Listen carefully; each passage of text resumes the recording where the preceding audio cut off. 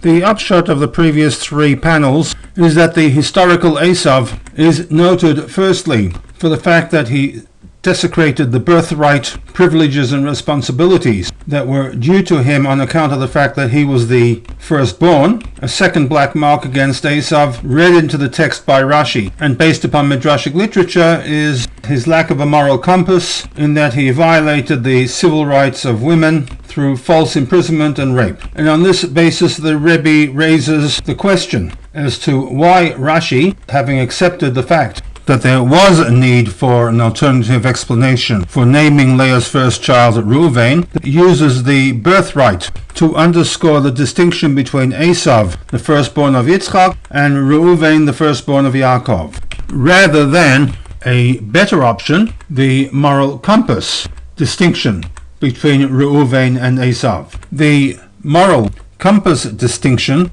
has two advantages. Firstly, the time lapse between the naming and the event to which the name is linked. The Dudayim episode, that according to Rashi highlights his refusal to take the wheat that was available but did not belong to him, is recorded in Bereshit 30. And with the Dudayim narrative, there is nothing negative about Reuven's actions. Contrast this to the birthright issue, which is recorded 5 parakim later in Bereshit 35, and also involves a negative component with respect to Reuven. The fact that it was transferred to Yosef on account of his inappropriate actions following the death of Rachel. So the question is, why does Rashi take the birthright path rather than the moral compass option?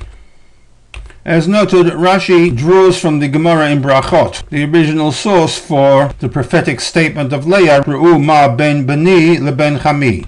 The Gemara, however, has a very different emphasis. Rashi focuses upon the sale of the birthright, whereas the source uses the birthright as a background to the real distinction, and that is the difference between Esav's relationship with Yaakov and Reuven's relationship with Yosef. According to the Gemara, there was a hatred between Esav and Yaakov, as recorded in Bereshit 27:41, Vayistom, that Esav hated Yaakov al ha-bracha on account of the bracha that was Beracho Aviv, given to Yaakov by his father.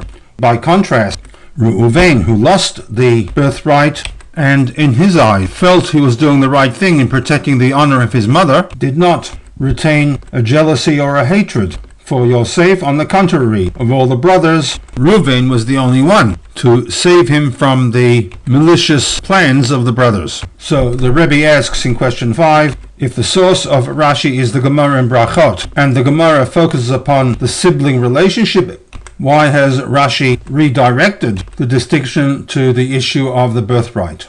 And finally, there is an imbalance within Rashi, whereby Rashi makes 2 points with respect to Reuven. One, regarding the birthright. Reuven did not sell the birthright, Esav did. But then Rashi goes on to make a second point, that Reuven protected Yosef, to whom the birthright was transferred.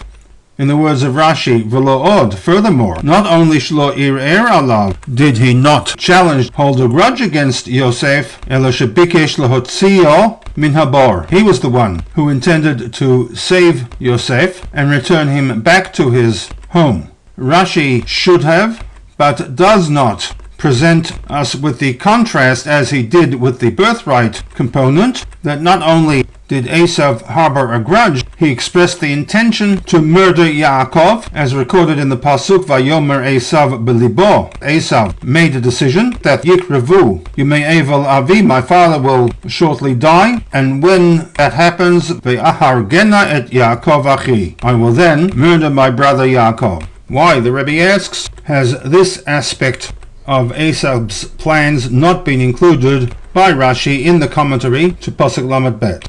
And with this we will bring to a conclusion the first part of one of the Rebbe's SICHAH to Parashat Vayetze, Im Yirtzeh Hashem, to be continued in part 2.